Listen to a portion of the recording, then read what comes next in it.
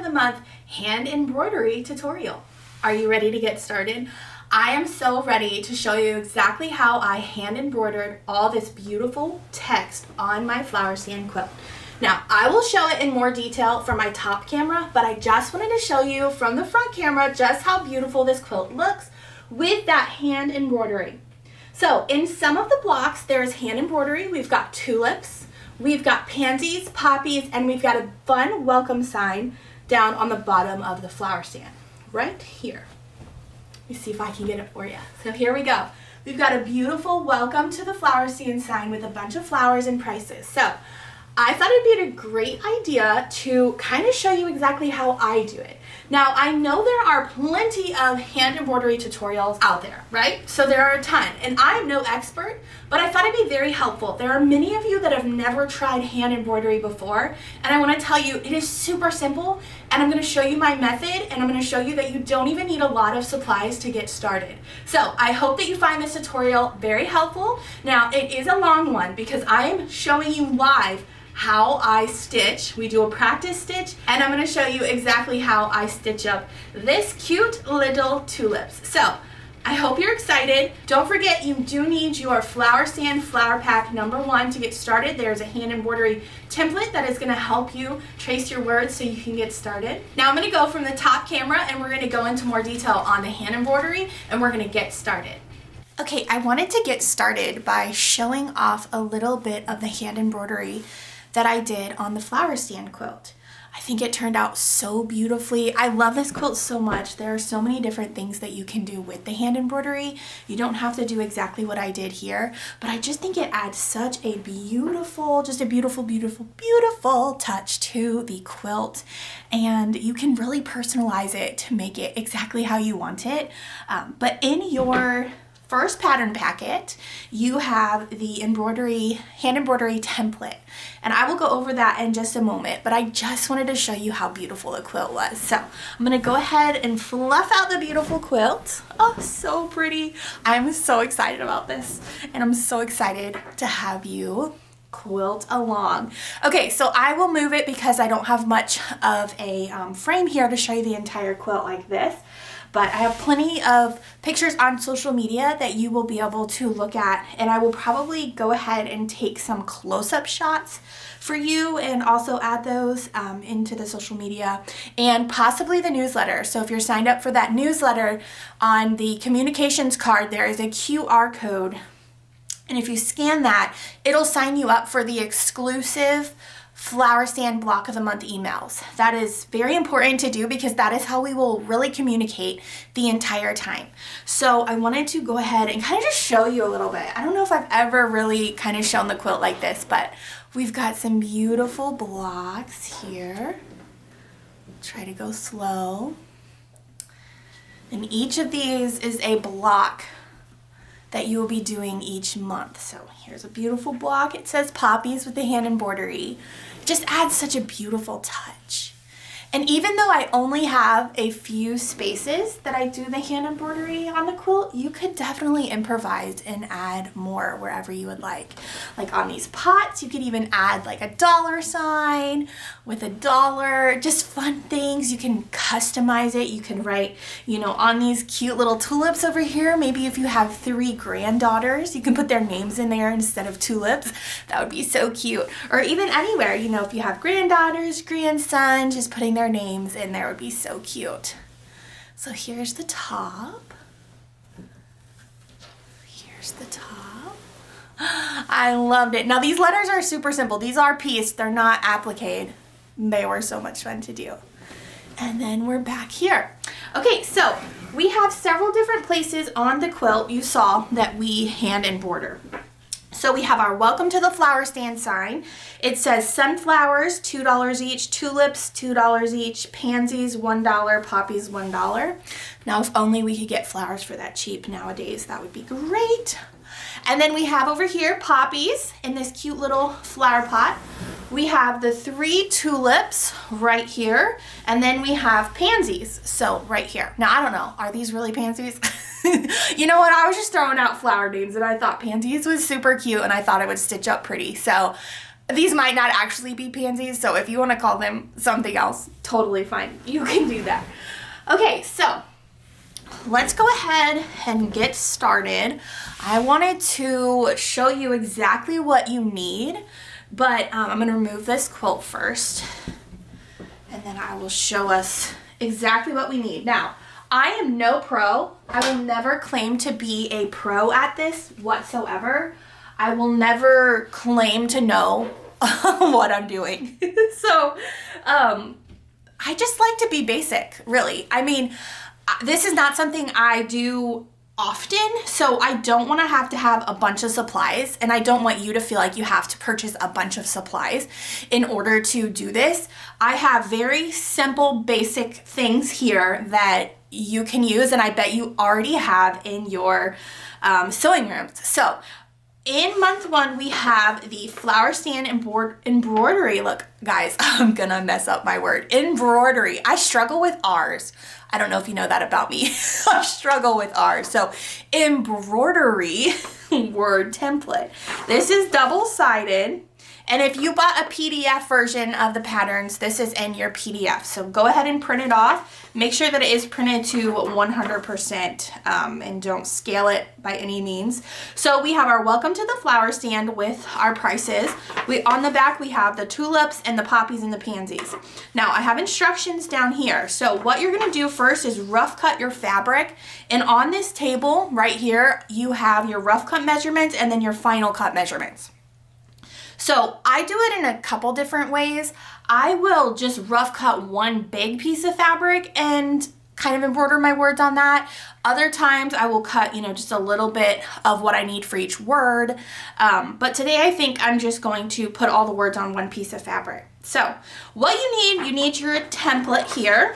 So that's included. You also need some fabric. If you're using the kit that you purchased from a shop, the background fabric is Bella 9900-200 Off-White. So this is the fabric we are using for the background. So go ahead and make sure you have this in your kit, or if you want to get a different color, totally fine. I forgot to mention that if you don't want to do hand embroidery, you can always just do a different fabric piece. Pick your favorite fabric that you love and put that in place. Or I have some fun, exciting news. I have these Flower Stand pre-printed, look, those R's, guys, those R's get me every time, pre-printed panels available in my shop. Now this just makes you get started. So all you have to do is cut on these lines and you are good to go to start sewing your blocks together. Now this is not embroidered, this is pre-printed, it's digitally printed on the fabric. It's a close match to the Bella 200. It is not an exact match, but it is a close match. So if you're watching this video and you know you do not want to hand embroider, go pick yourself up one of these panels so you just can enjoy this process. And then I encourage you, though, I really do encourage you to practice your hand embroidery. I think it's fun. So these are available on my website at mysewquiltylife.com. I do have them available ready to ship. So if you are nervous about the hand embroidery, or maybe you want to purchase this and stitch over this just to give it a 3D effect, you're more than welcome. It'll stitch up beautifully as well. So head on over to mysewquiltylife.com if you think you want to pick up one of these. But that's not what today's tutorial is, guys. We're learning to hand embroider. We're going to be brave and we're going to do this together, right? So again, you need your fabric, your template, your scissors. Some small snips are great, or if you have large ones, whatever you have. I love these. This is what I cross stitch, hand embroider little projects with, and I just like to have on hand. They're super sharp. So you need some scissors. I like to have a friction pin, although you could have a pencil or anything that you're stitching over is totally fine. Just as long as you're stitching over your line and you don't see it. But I like this because it evaporates with heat. You will also need needles. Now, I am not a professional needle person. I do not know all the different types of needles, but I do know what works for me. And what works for me is having something on hand that is simple. So I received this little pack of needles. They're the Bowen needles from France in a Sew Sampler box a long time ago, probably in 2018 or 19. And I've just been using these needles as needed. They come with a lot of different things: embroidery, tapestry, straw, darning, and sharps. And what I like to use for this is the embroidery needle. So I believe it's a size 10 embroidery needle, the one I'm using. But what you want to make sure is that it is a sharp needle that can go through your fabric, and that it has a long hole so that you can stick your embroidery floss through it.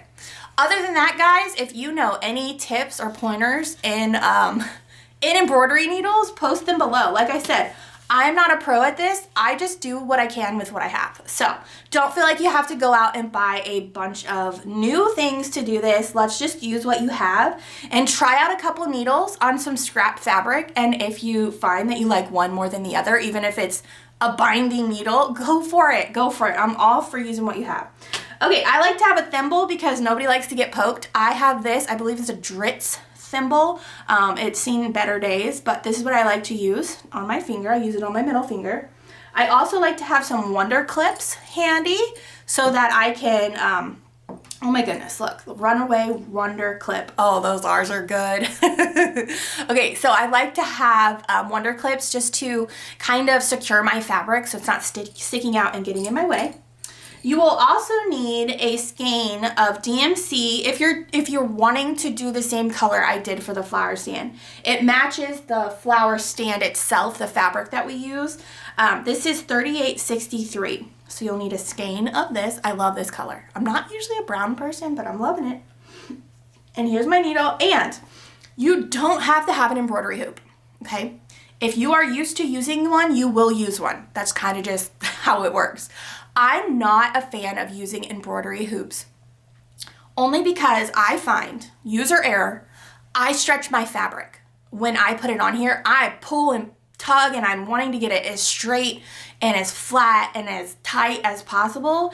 And unfortunately, in doing so, that usually stretches out my fabric, which is never good, especially when you take it off your hoop, you press it, and then you learn, oh my goodness, this is so stretched out. It like the letters are going, you know, diagonal because it's so stretched out. So if you are not a pro at using these embroidery hoops, or you feel like you don't want to or not comfortable, do not use it.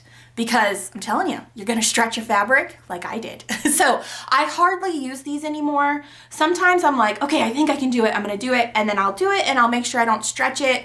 And then I find that it's not tight enough and it's actually more difficult for me to work in it than it would be to just do freehand with no embroidery hoop. But if you use one of these, feel free. And if you have any tips on how not to stretch your fabric when putting it on, leave that below.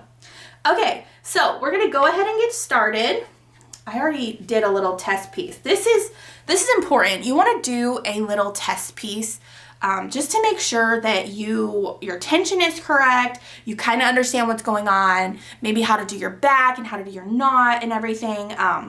Yeah, I recommend doing maybe one whole word as a test piece. I just did this little bit so that I could get acclimated back with it. It's been a couple weeks since I've done some hand embroidery, and if I'm gonna sit here and show you how to do it, I probably should know how to at least do it, right? You guys, this is gonna be so much fun. Okay, and I always have a design board. These are, I get asked about these a lot. Lori Holt in Fat Quarter Shop did a wonderful video on their YouTube channel. This is similar. I just don't have the binding because I like to do things that are easy, and I don't want to have to put a binding on it if I don't have to, and I'm okay with it not looking all cute around the edge. So this is just foam core board with batting. I hot glued it on there, and I like this because I can just toss it if it gets yucky, and I don't have to worry about all that work that I did on the binding. So feel free to use one of these. I like to have them around in my sewing room. Okay, so what we're going to do is we are first going to we're going to rough cut our fabric. So I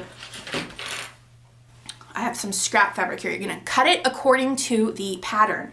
Now in block 1, it does tell you exactly what you rough cut in that pattern, but I also have it here because I really do recommend that you do all the embroidery at once. Now, if you want to do it monthly, that's totally fine, but there's nothing more enjoyable about having all of this hand embroidered, and each month as the new block comes, you just get your hand embroidery piece out and you go ahead and start sewing up your block, and you don't have to worry about stopping to hand embroider. So I highly recommend that. Okay, so you're gonna cut your fabric. Now, there are many different ways you can do this, and guys, post in the comments what your favorite way is. But for my quilt, I used one layer of my Bella 200. And after I got done hand embroidering it, I felt like I could see through where I traveled, or maybe where I had a little tail sticking out. So what I recommend, and this is totally up to you, I would recommend doubling up your fabric to 2 layers, or getting some interfacing, some iron-on or sew-in interfacing to back that fabric, so that it's giving it, 1, a little bit more stability when you are sewing on it, and 2, hopefully it doesn't show where you travel or your knots or anything like that. So I recommend doing that. So for this, again, I'm simple. I'm just using 2 layers. I have interfacing, but I have no idea where it is. After we moved, I cannot find a lot of things. So it is what it is. I'm going with it. So do 2 layers. Now, I do not know, I did not calculate if your kit can accommodate 2 layers for all the hand embroidery. So I can't speak on that, but I know that I usually add a lot of extra, not a lot, but a good amount of extra fabric needed for quilts, just to kind of give you that, fluff if you make a cutting mistake and all of that. So you should have enough, but I don't want to tell you you do. This is such an accessible piece of fabric that you should be able to get it from your local quilt shop. So yeah, I would just get a little bit of extra Bella 200 if you're doing it this way. Okay, so 2 layers. So what I'm going to do first is I am going to, and I have a camera that I'll pull closer, more for an up close look in just a second, but I'm gonna go ahead and trace my words. This is super simple, and the fabric, you can really see through it. Look at that. Yeah, you could totally see through it. So what I'm gonna do is I like to hand embroider all these words on one, and then after I'm done, I will cut. So what I like to do with my friction marker, let's see if you can see that. Let me pull it down a little bit. Okay, so you can see the words through here. You're just taking 1 layer of fabric. What I like to do is mark where those dashed lines are, just really briefly, like that. I don't know if you can see that. So I just marked, there we go. I don't know if you can see that right here, but I marked right here, here, and here on the corners of my words, just so I know those are my boundaries here. What I'm gonna do is I'm gonna trace. Now, if you're having a hard time seeing through your fabric, maybe create, either if you have a light box or go to a window, but I don't think you're gonna have any troubles, especially with this template I used. I thickened the text a little bit so that you could see through it. So I'm just gonna go along and try not to pull your fabric. You're just barely tracing it. Look guys, I'm shaking a ton. When I try to do anything perfect or correct, I shake a ton. So just go along. Try not to pull your fabric because you don't want to snag it and accidentally draw incorrectly. These words are small, so keep that in mind if this is your first time ever doing hand embroidery. These are small words and it's going to be a little bit difficult, but I think you'll learn after the first word. You'll kind of know what to do. So there we have tulips. Yay! Tulips is here. So we've got tulips right there. So perfect. This cursive is so beautiful. And if you're not a fan of the cursive, you could totally go into Microsoft Word, go into any kind of Word document, type out the words. Now you'll want to make sure you do it in the same size, but if you want it to be non-cursive, or even if you are going to use different words, go into a Word document or PowerPoint and just make sure it's the same size, but go ahead and type your word out, and then you can print it out and see if it works here. But you can use this technique for anything, not even just this quilt. You can use this for a lot of different things, and it's fun to add a little bit of personality to your projects. One time I made a really cute quilt. Well, actually, I had children make it. So my son's 3rd grade teacher, this was during COVID, right when we started shutting down, she was about due for her baby. She was pregnant.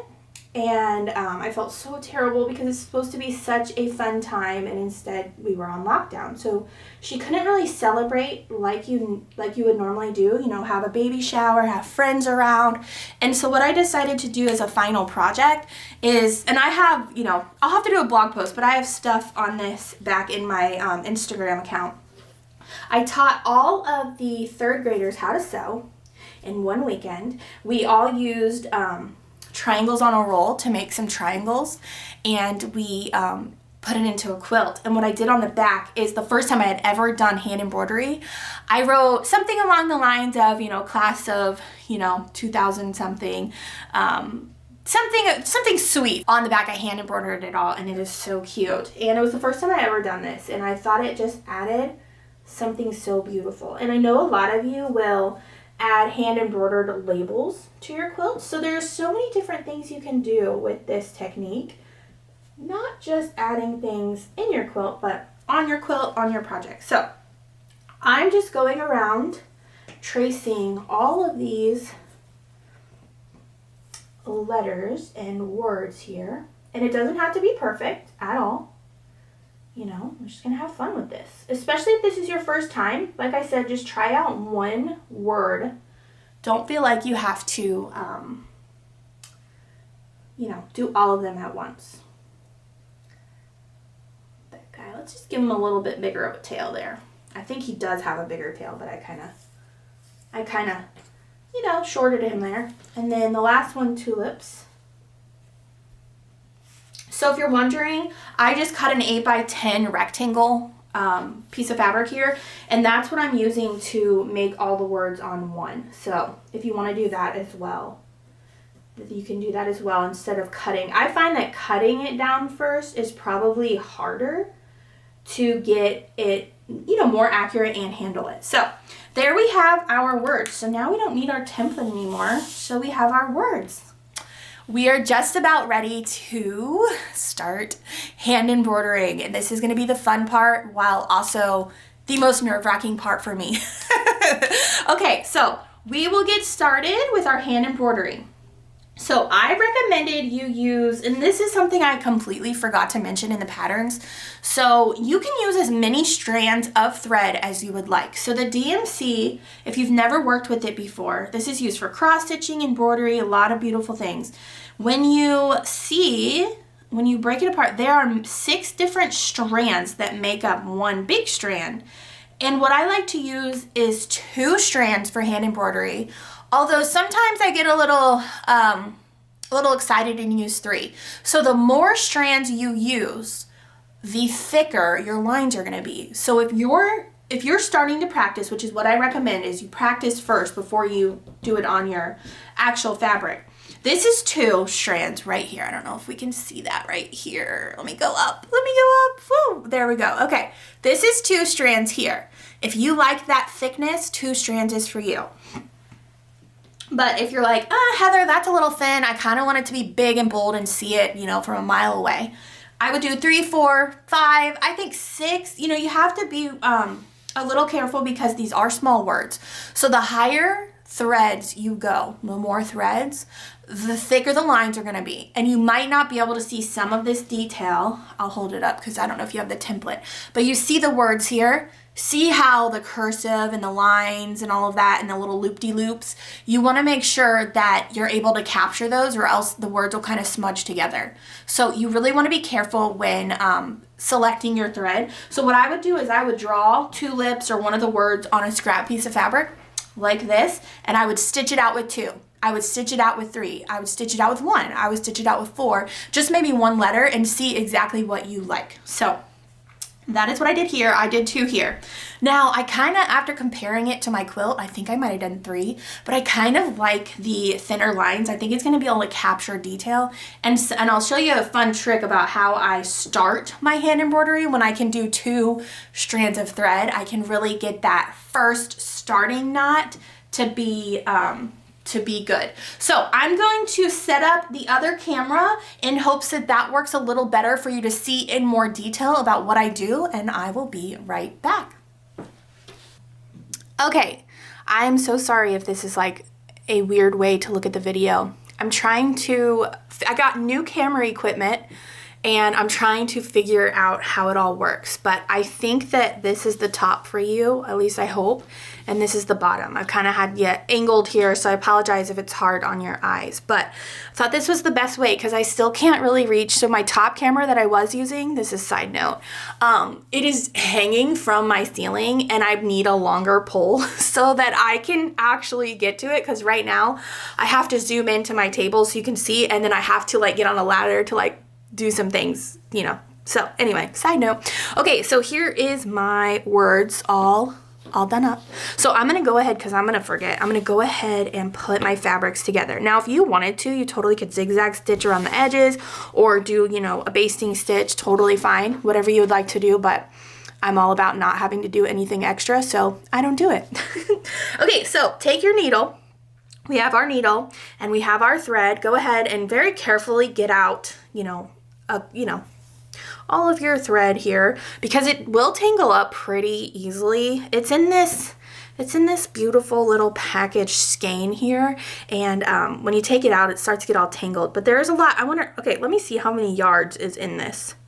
8.7 yards. So you've got a lot to work with here. So what I like to do is, if you're using 2 strands, I'm going to show you the 2-strand way. And if you feel like 2 strands is not what you want to do, I'll try to remember at the end of the video to show you how to start. Because this is, when you use 2 strands, I like it this way because it's easier to start without having to not put a knot. I just kind of go up through the bottom, come back down, and then go through my loop and pull, and then it secures that first stitch. I really like to do that for a cleaner look. So what I'm gonna do is I am going to take my embroidery floss, and this is different for everybody. We're gonna cut it, right? So if you like to have a lot of thread to work with, you're gonna cut it longer. But if you don't like to have a lot of thread to work with and you get tangled and it's kind of a nuisance, then you're gonna wanna cut it a little shorter. But what we're gonna do is essentially we're gonna double up on our thread by creating one long piece, and then doubling it like this, okay? But what we're gonna do first is I'm gonna go ahead and measure so I can give you a measurement of what I'm gonna cut my thread at. Let's cut it at 28 inches. So go ahead and cut your thread, your floss, I guess you could say, at 28 inches. So I've got a 28-inch piece of floss here. Now remember, there are 6 strands here, 6. So I'm gonna try to show you those. So you see how they pull apart? So they pull apart. I don't know if my camera is focusing for this, but they pull apart like this, okay? What you're gonna do is you're gonna take one of those, because when you double it up, that's 2 threads. So this is a fun trick. So what you're gonna do is you're gonna pull one of those and then pinch the rest here. See how it's pinched? And then pull it out. And you're gonna see how it's bunching up on me underneath. You're pulling your thread out for 1 strand. So now I have this crazy mess and I have my 1 strand. So go ahead and flatten that out nicely. And I like to do that for this too. I like to go ahead and kind of smooth that back out so we don't get any knots later. So just smooth that back out right here. Yeah, there we go. Now we can set this aside. Okay, so we have our 1 strand here, but we're gonna double it up. So you're probably asking, okay, well, how do I do this? So you're gonna take the 2 bottom ends. So what you have are 2 ends. I don't know if we can see that. 2 ends right here, okay, 2. And what you have is a loop at the bottom. So you have a loop here. What we're gonna do is thread our needle from these ends here. I like to give it a little lick. That's probably disgusting for you, but you know what? I'm sure we all do it. Okay, that's just how I learned. So what we're gonna do is thread our needle. You need your needle, and I am terrible at doing this on camera. So let's see if we can get it to work here. Okay, I might have to pull it. I'm gonna pull it closer to me, guys. So it's hard to stretch out your arms and thread your needle at the same time. And this would be where you guys would probably say, hey, get a needle threader. But you know what? I don't want to have to worry about having to worry about where that needle threader is when I need it. Okay, so I got it on. So I've threaded the needle. I'm trying to see if my hand back here will help it focus. So I've threaded the needle, and what I'm gonna do is pull it just about 3 or 4 inches so that I have a tail right here. So you still have your loop at the end. So you have your loop at the end, okay? Okay, so now our needle is threaded. Now we need to talk through a back stitch really quick. So I'm going to, on my scrap piece of fabric, The embroidery stitch that we are doing is called a back stitch. Now this can be done in many different ways, but I'm just going to show you the way I do it. Because if you're new to this and I show you a ton of different ways, you're going to be like, Heather, I don't know which way will work best. And I know you probably don't want to have to try all of them. So I'm going to go ahead and just do like a fun little loop-de-loop line here. Not a loop-de-loop, a curved line, guys. Okay, so I want to show you how I start in this. So I've got my starting point, which is going to be down here. What I like to do is come up through the bottom. So I'm coming up through the bottom, and this is going to be really hard for me to do on camera because my arms are stretched out really, really long.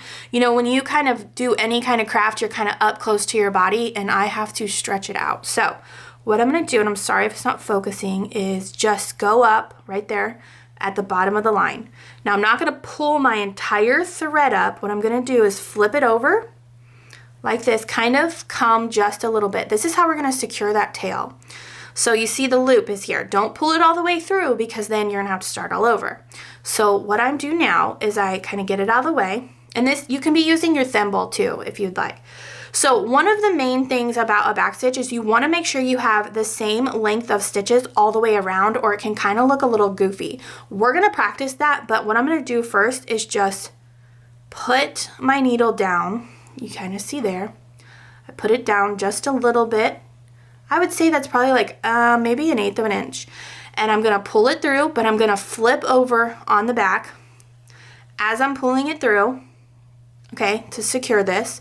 I'm then going to put my needle through this right here. And then I'm going to pull. And look, it secured it. It's like a little chain. So now I don't have no tail hanging out. I don't have to worry about that. That is why I like to use two strands, two strands, guys, two strands. Okay, so now what we're going to do for our back stitch, and it might be hard to see because I have a line here. You're just going to go up from the bottom. Let me see if I can get you guys a little closer. On your line,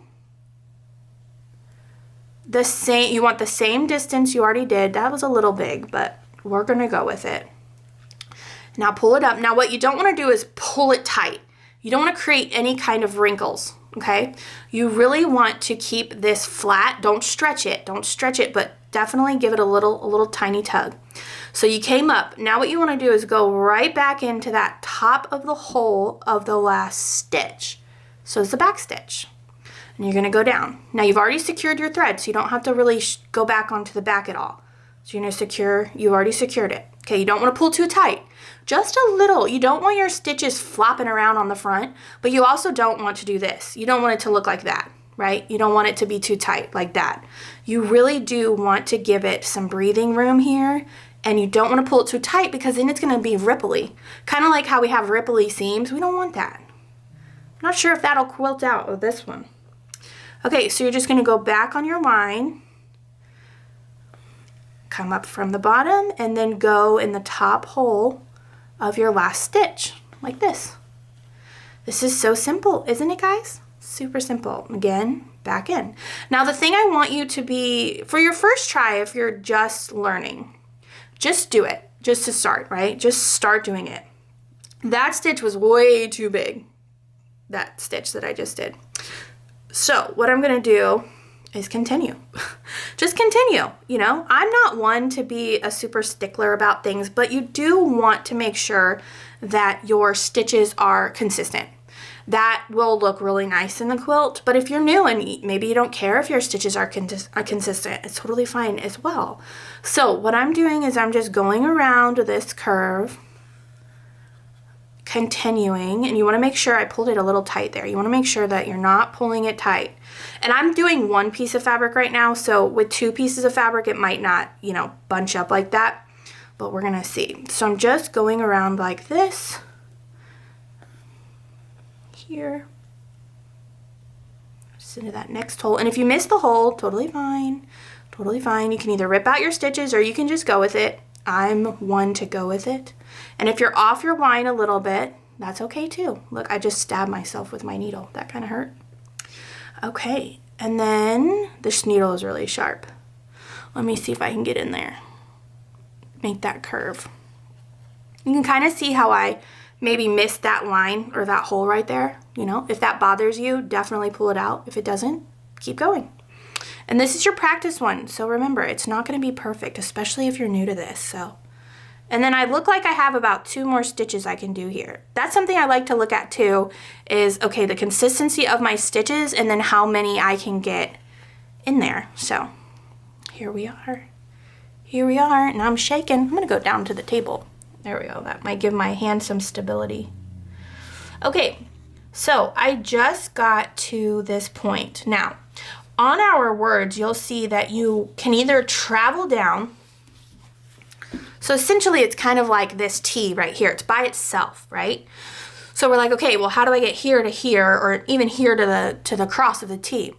I like to travel through my stitches on the back. So what I do is I'm going to draw. Actually, let's draw this. Let's just draw like it's an F, right? I don't know what word we're creating, but there we go, like an F. So how do I get from there to here? Yeah, that might be tricky, right? So what I'm going to do is travel, because what you don't want to do is you don't want to go from here and then just go into here, because you're going to see your thread on the back. So what I'm going to do is I'm going to travel down through my stitches. They're friendly. They're going to let you travel down. So what I'm going to do is I'm just going to go in the back of my stitches. Don't pull tight. Just barely give it a little tug.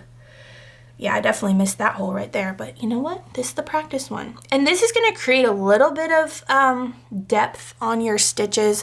So if you don't like this, you could have totally knotted off right there and then tied that off and then started again. But I'm going to show you what I do, because you know what? I'm sure there is somebody out there that is like, I don't want to have to knot off and try again and keep going. I'd rather just, I'd rather just travel down. And I'm like that with a lot of things, cross stitch too. Like if I can make it easier on myself, I'm going to do that. So you can see through my fabric here. I don't know if you can see, there's that line that I drew. So I traveled down through my stitches all the way through there. Now what I'm gonna do is decide, okay, do I go this way? Do I go that way? How do I do this? So what I like to do is just go right here on the end. Because what's going to happen is your stitch, you were right here in the middle. See, it just created a straight stitch, which is going to be hidden underneath my stitches. So I went up the bottom, and now I'm going to split that area into 2 stitches like this. Like this. And of course, I'm shaking a lot to get this in here. Do y'all shake? I don't know what's going on. I shake a ton when I do detailed work, especially if I can't have a steady hand. I shake a lot, so... And this just goes right there. And then this, you're just doing your back stitches here. That's probably not a good. You want to try to have consistent stitches throughout. I'm not hitting that line there. There we go. You don't want to pull too tight, remember. And it's okay if you got a little bit of ripples, but what you don't want is it to look like a crumbled up piece of paper. Look, those R's, look. A crumbled up piece of paper, not paper. Okay, I'm just being real, guys. I don't talk sometimes the best, and I shake. So I don't talk the best, I shake. And what else? You're learning all the fun things about me today. Okay, so there I am. So I created a fun little F, although it could be a fun T. Okay, so I'm gonna show you how to tie off. So this can be done a million different ways, and I'm sure there are probably 500 million tutorials out there on how to do this. But again, I'm going to show you what I do, and it might not be right. So if you have, a way that you like to do this that maybe is a lot easier, just let me know. So what I like to do is I like to go into my stitches. Let me see if I can go. So just go you're in the back, just go into your stitches and do like 2 loops underneath your stitches. You want to make sure you're not going through the front though. Then what I like to do, just gives it a little bit of extra stability, and I'm probably overkilling it. I like to do a little loop and a knot and push it down and then pull my knot like that. So the knot created there. Then what I'm going to do is, again, I'm going to just travel through my stitches. Make sure you're not going through the front. I'm just traveling through those stitches here. Let me try to get you in the middle of the camera. Traveling through, and then all I'm going to do, that's my tail under there. So I'm just created a tail underneath.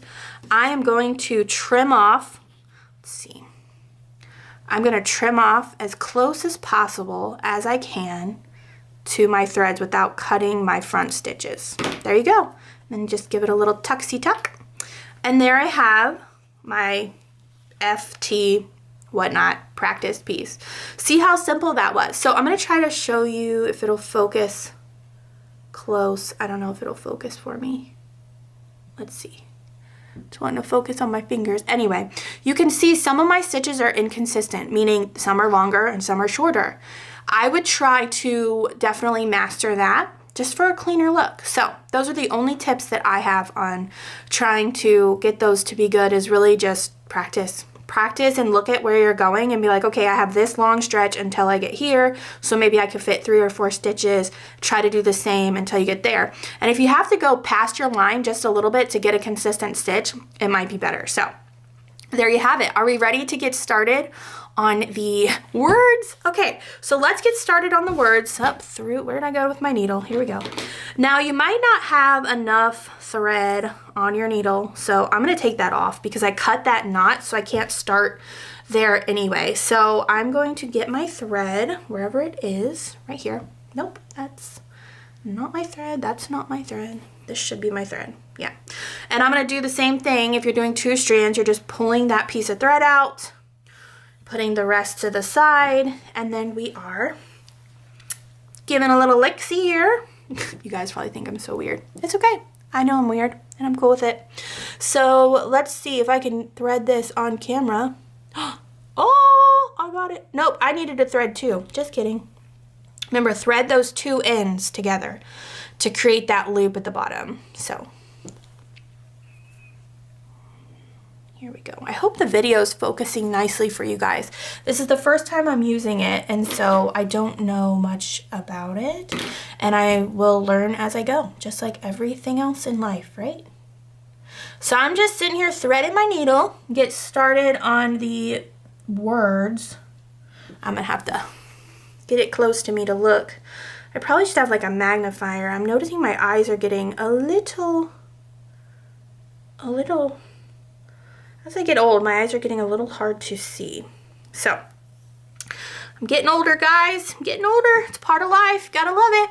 Okay, so I have my 2 pieces of fabric. Are we ready to go? We're gonna do this, okay? So what we're gonna do, you have these wonder clips to the side.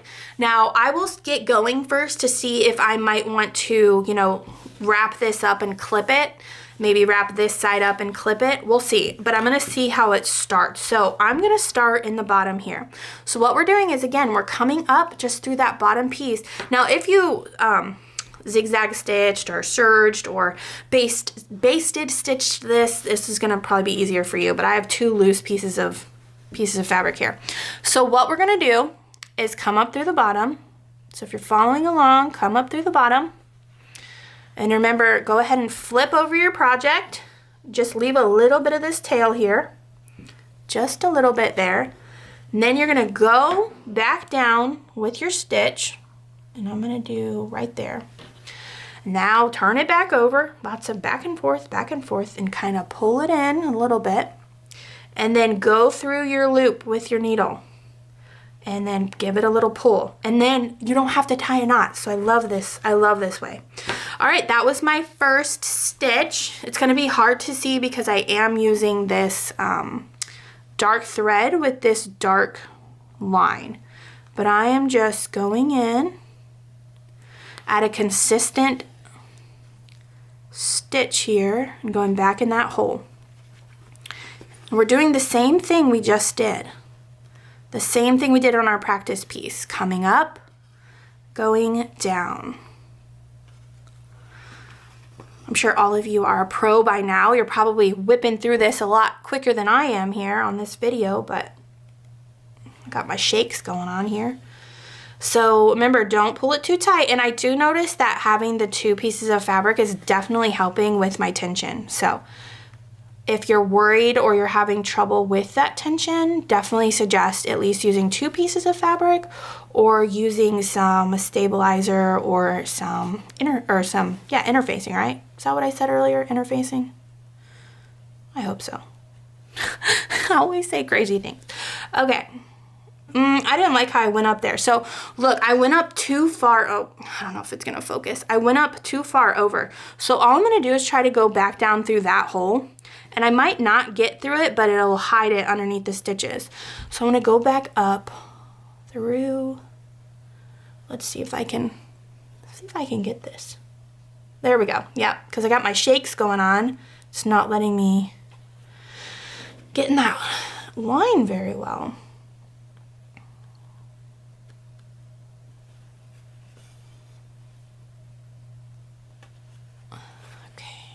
I hope that you're finding this to just be very basic, very simple, and I'm just trying to tell you how it is, and that you don't have to be fancy and have all these fancy tools to do this, and it's very therapeutic just sitting here stitching. When I did the one for the actual flower stand quilt, I did everything at home, and then I brought it into my son's pickup line to do the rest. Okay, so I wanted to have a consistent stitch, so I went a little past my line, which is totally fine, totally fine. This is just a guide. Think of it as just a guide. Okay, so I've got my T almost done. So now I'm going to travel through the back to get through that little, to that little cross where we cross our T. So I'm just going down. Let me see where it's at. About right there. Okay. And then again, I'm going to go up through the edge here all the way. Now, make sure you're not folding your fabric and accidentally stitching through both. So if you need to use the Wonder Clips to get it out of your way, definitely do that. So we're just going here. And if you miss your line, you know what? After it's, okay, I really love after it's all done and I give it a nice little press and the line evaporates, kind of seeing how I did. And you can't even notice if you went off your line, you don't know because the line's not there anymore. That's why I like to use these friction pins, because they just, you know, they were there and they're not anymore. So I'm almost done here. Just got to get up right through the right spot here.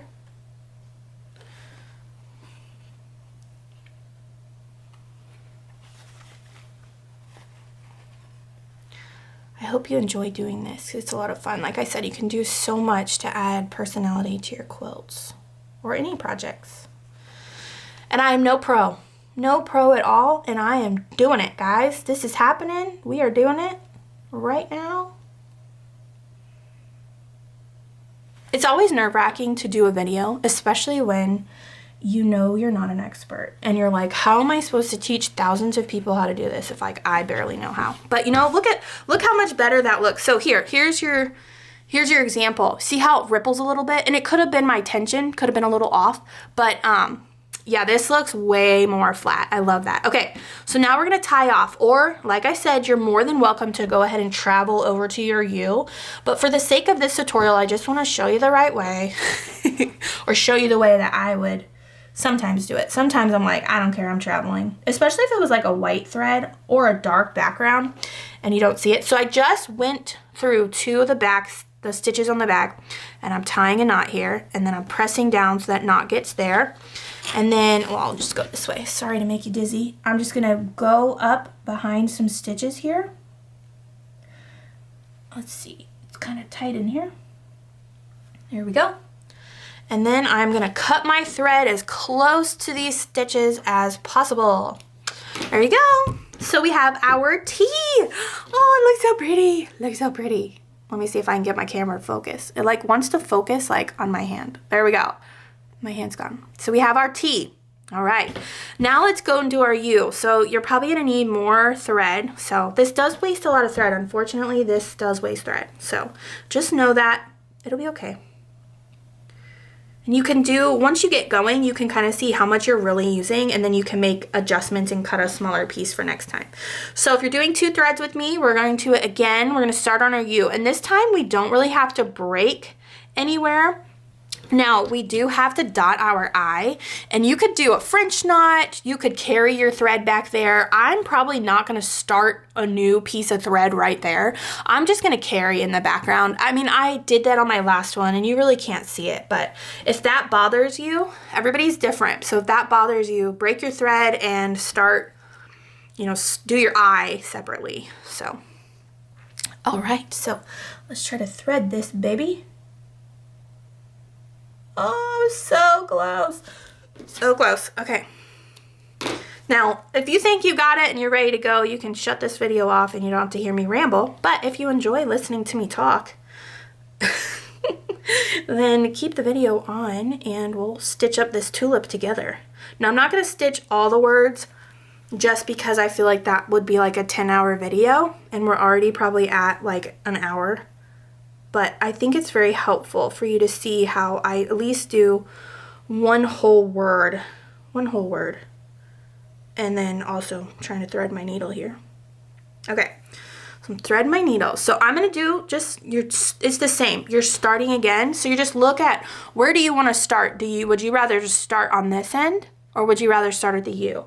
I'm going to start at the U, come up and around and loop-de-loop all the way down, just because, you know, I can. So I am going to start by going into the U. Remember, to start, you're pulling up and turning to the back and giving it a little tail here, your loop, and then start with your first stitch.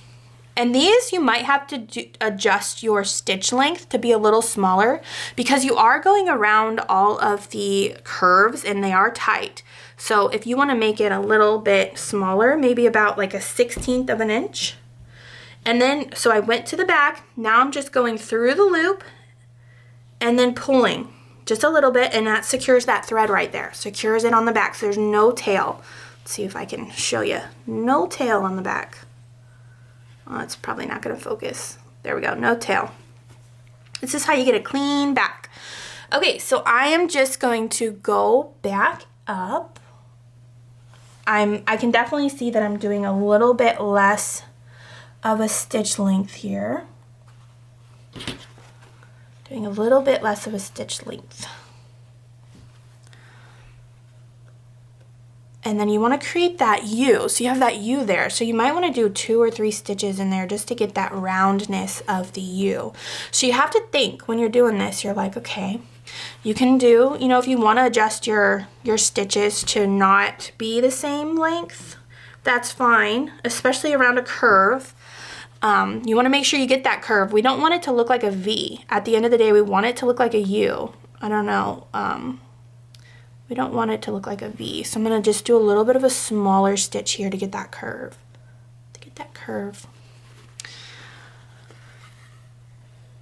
Then I'm going to go up here. And then you're just going to keep doing this as you go. And where lines kind of touch. So you know how you have your U, your top of your U here, and then it kind of goes into your L? You can stitch next to each other, or you can just use how it goes up to the U and then come down at the bottom of the U to make that. So that's probably what I'll do here. So, you know, in cursive when you write, the letters are touching. You got tails touching, so you've got this U. Now you can make it a thicker U if you would want.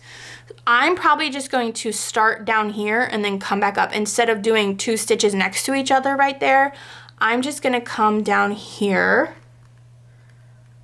right next to it. Let's see if I can get on that line. There we go. So I'm on that line, and I'm just going to connect right here.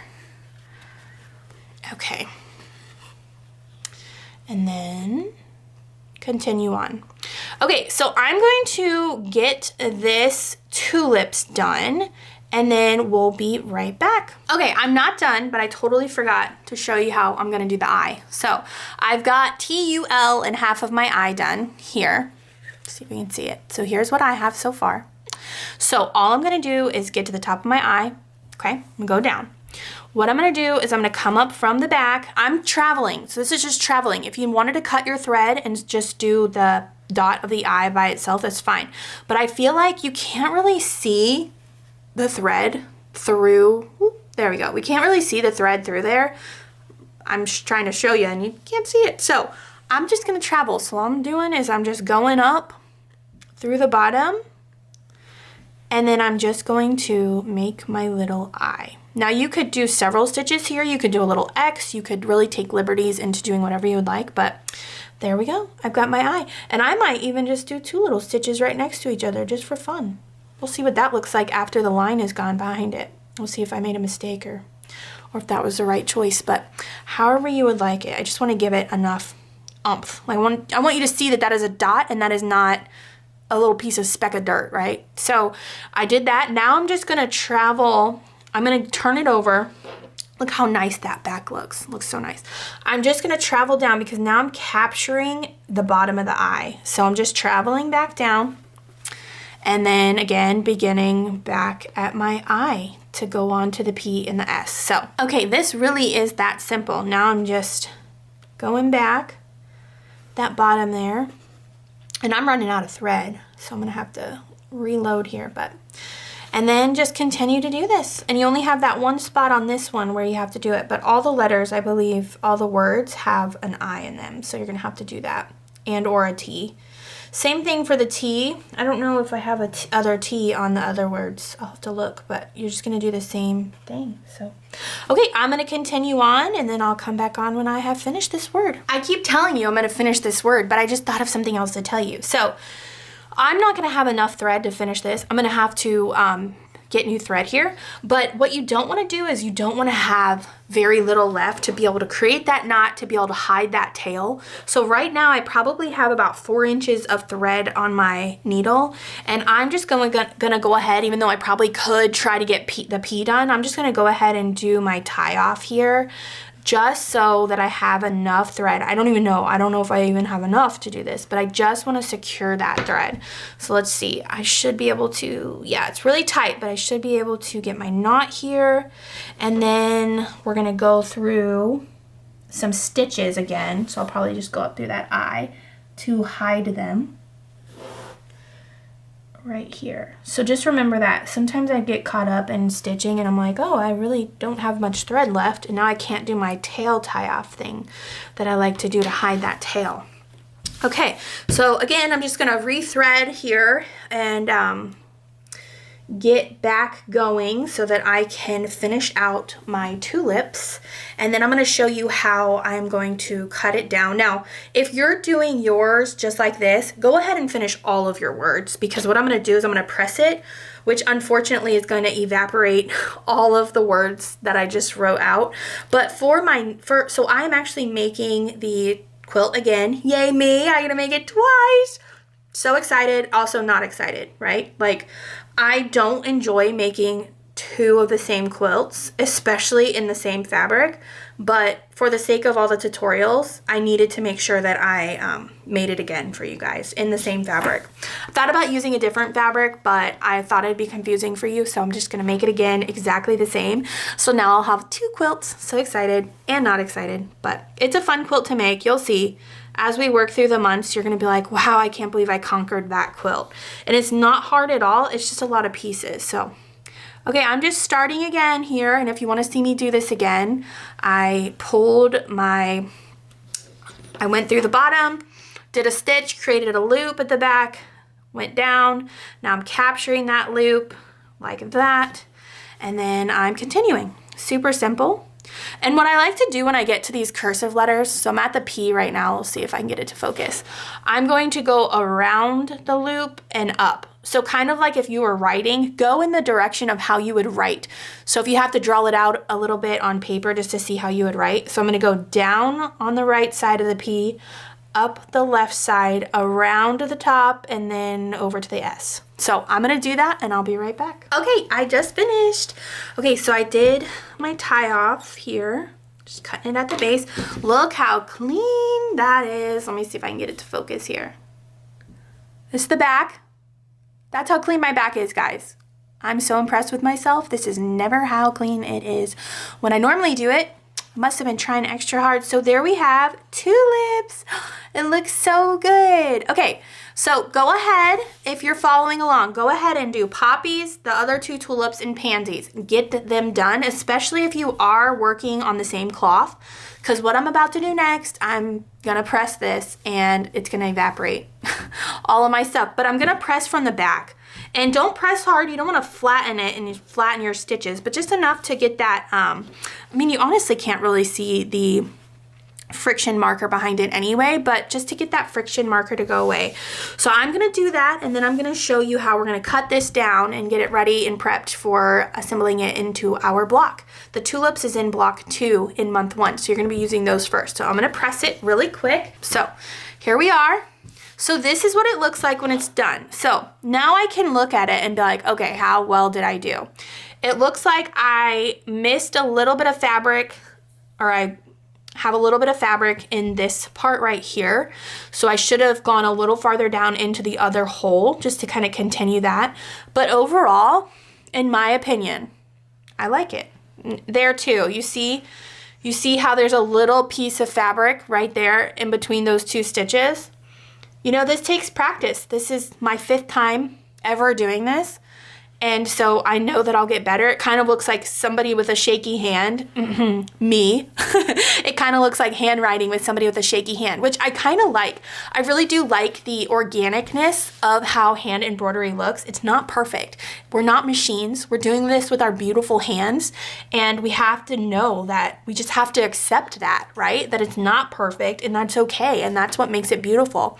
I guarantee you, when I did the one on in my quilt, it is definitely not perfect at all, and you can't even tell after it's quilted in the blocks in the beautiful quilt. Right now, this is by itself, so you're looking at it. Your main focus is this, and you're like, this doesn't look great. I don't love it.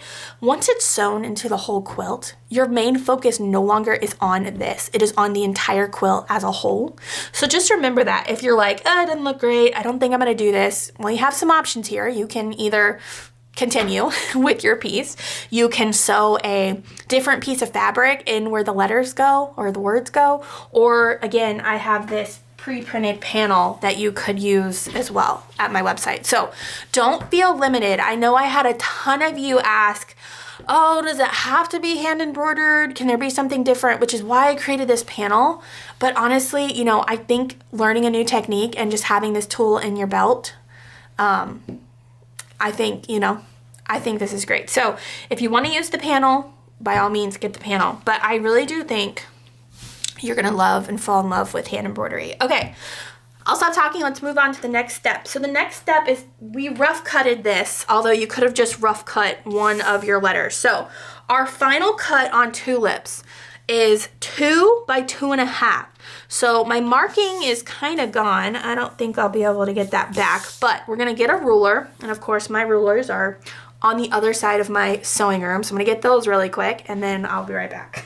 So I went to a quilt show and I stopped by the Carolina Quilt Studio booth, who quilted my flower stand quilt. I don't know if I've mentioned that previously. And they had this fun new rotary cutter. Listen, I'm not selling you this. I just picked it up to try it. I tested it there and I thought it was pretty darn good. It has, I guess, bearings in there. So when you're guiding along, it's not like you're pushing the blade down. It's almost like it's doing its own thing. So I would try this. It's called Faymore, I believe. They're a newer company in the sewing world, I believe. Don't quote me on that. I don't think they've ever made an item for the sewing. I think they do like other things. But I don't know. I'm sorry, Faymore, if you're big in the industry, but I don't know much about you, but I'll learn. So I just picked this up and I'm going to be using this because one, it's like easier on my hand versus my Olfa, which I am struggling with because I love that it's pink, but see the difference. So anyways, sorry, enough about rotary cutters, but this is what I'm using because I know you guys are going to have questions. So we know that it needs to be 2 by 2.5, and on here, I'll show you. On here, we're good, 2 by 2.5. So I just need to so I'm going to try to align it with the marks that are already there because I evaporated this guy.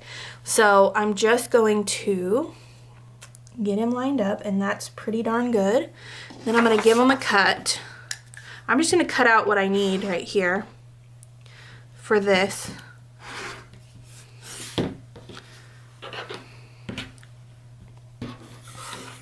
So I am just giving him his final cut. And you will, oh, that was final cut. Don't copy that, guys. Do not copy that. Yes, copy that. Sorry. Final cut is what you need for the pattern. I'm sorry. Guys, I'm losing my mind. So we're just giving it a cut. This is our final cut, not our rough cut. In our table, rough cut, final cut. Final cut is what you need. So 2 by 2.5 for this one. And here we are. Here is our piece ready to be assembled in our quilt. I really love the block. The tulip blocks are my favorite blocks of the entire quilt. One of them, my favorite to make for sure. They go together super quickly. Let me just move because I want to show you guys again the tulips block since we just got done stitching it. I think it'd be really nice to look at it. So let me get that up there for you real quick so you can see how cute they are. And this is block 2 of month 1. So let me see, get my tulips out. I don't want to hide them. So here we are. There are our tulips. So this is what it'll look like. So you can see mine is a lot thinner on this. So 2 strands gets you a little thinner, which actually when I was doing, I'm pretty sure I was doing 3 strands here. I found it really difficult to go around the curves. So I recommend 2 strands, but see how different I did my S's? I had like a loop up there, but I didn't here. So I don't know where I went different with that, but take liberties and you can see, I don't know, you could probably see through here. You can see a little bit of that brown thread under there, but it's not a big deal. But for this one, you can't see it at all. So here are the tulips, and I hope you enjoy making all of these. Woo! Okay, that was a long one. I'm so sorry about that. If you're an expert, feel free to just jump through the video and then take what you can from it. But if you're a beginner, I really do encourage you to watch the entire thing, or at least watch enough until you feel comfortable to go ahead and get started. So we just made this tulips, or I just made this tulips. I'm hoping that you were able to get through more words than that. But I wanted to show you that it is so easy to hand embroider, and you had no idea. I bet you had no idea. This is about, I think I mentioned it, this is about the 5th time that I've ever hand embroidered, and I think I'm gonna have to incorporate it in more of my projects. And I hope that you found this tutorial helpful so that you can as well. Now, I did mention in the video, I do have pre-printed panels. So if you watched this entire video and you said, Heather, still not sold on the idea, go ahead and grab yourself a Flower Stand Block of the Month pre-printed panel from my shop. You should see that in the Flower Girl shop section in my website, and go ahead and just get started. And I do encourage you to come back to it. Eventually, I encourage you to really focus and try to learn this because it is a great addition to quilts and projects. But I don't want anybody to feel held back from it, so go ahead and pick this up. Or like I mentioned, just go ahead and eliminate it all together and just put a pretty piece of fabric in the place of those hand embroidered words. So guys, if you have any questions, please post them below. Also, if you're an expert at this and you're like, Heather, I would have done this instead of that, please post that below in the comments so we can all see that, and then maybe I can learn a little bit too.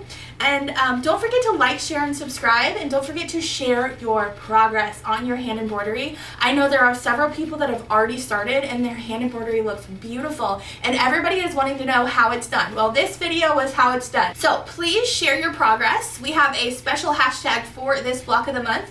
Hashtag Flower Stand Block of the Month on social media.